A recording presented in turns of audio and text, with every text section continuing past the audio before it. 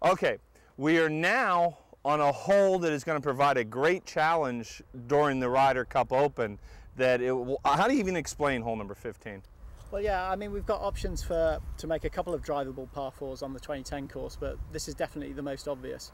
It plays about 359 yards if you follow the route of the dogleg, but that is basically talking about a right angle dogleg. Now, straight through the trees behind us, the line is more like 290 yards uphill. So we saw during the Celtic Manor Wales Open that guys were going for it with 3-wood, you know, but it's a pretty tight target. So even with that club in your hands, if you go right, you're up on a steep bank in the rough.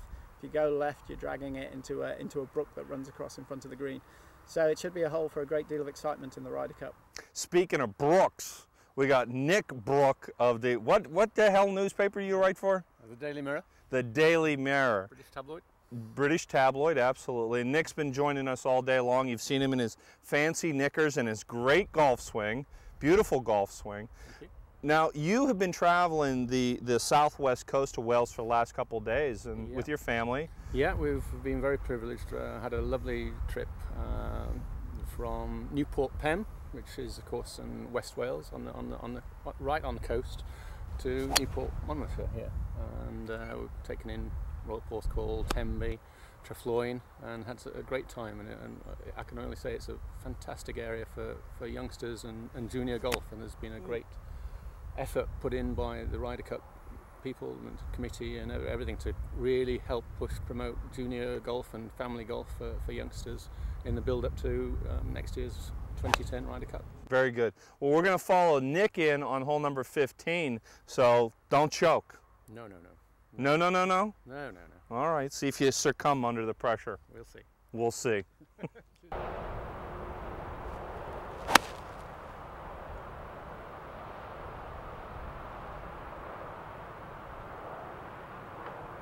dear. Sounded a bit wooden, like my clubs.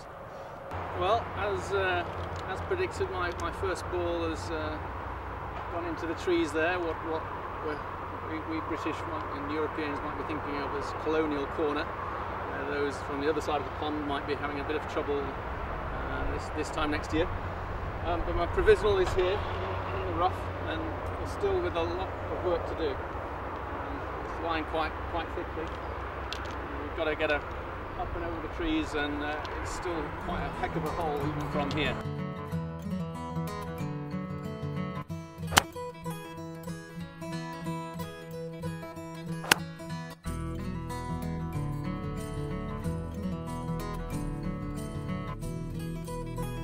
A little bit big, I'm afraid.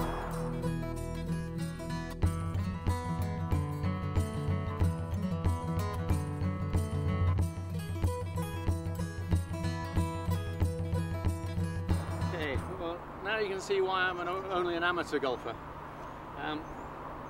Just down in this thick stuff here, we'll hopefully clip onto the green and hope that none of my friends are watching this.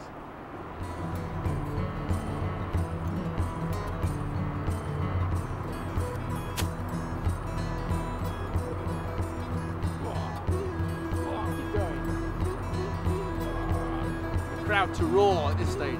Get it nearer.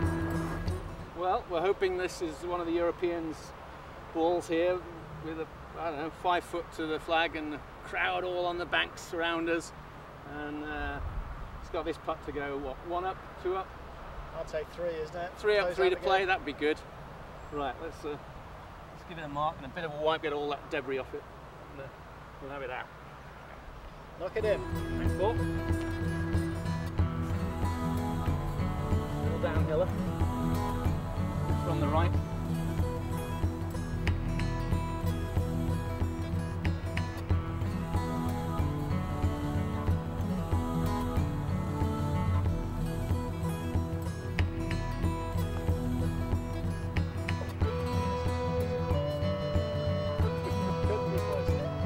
Well, halved in 4.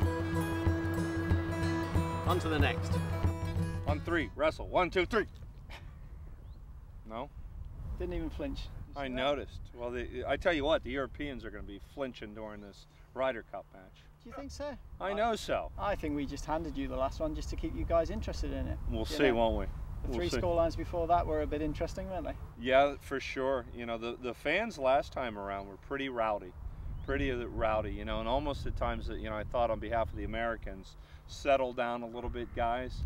But the Europeans didn't mind it so much, did they? No, I don't think they did. I mean, I think Paul Asinger made a good point that, you know, it's, I think he said it's okay to cheer missed putts for the opposition. Now that's including a sort of moment's silence, almost respectful silence. But then, of course, if your guys have won the hole, yeah, go ahead and cheer. It is a sports occasion.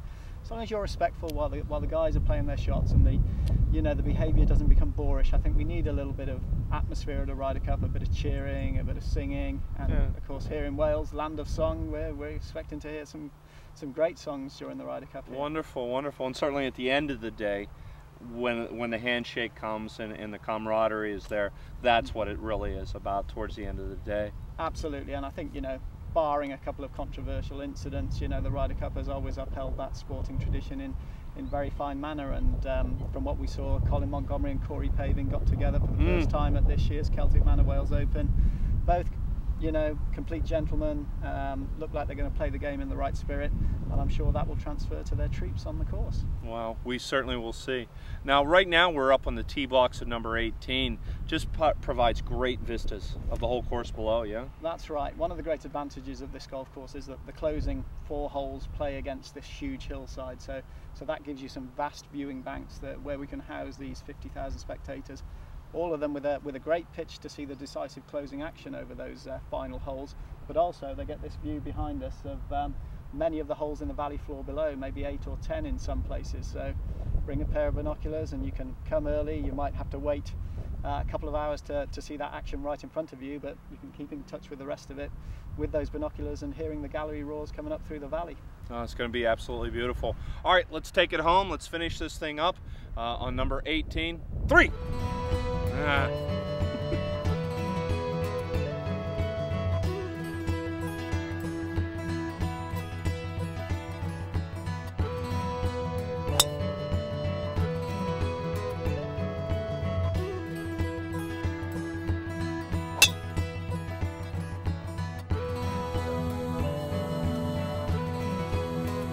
Okay, what a great way to finish. Great drive for me from the fairway. Beautiful clubhouse. Now let's see if I can work it up the hill and over the sand.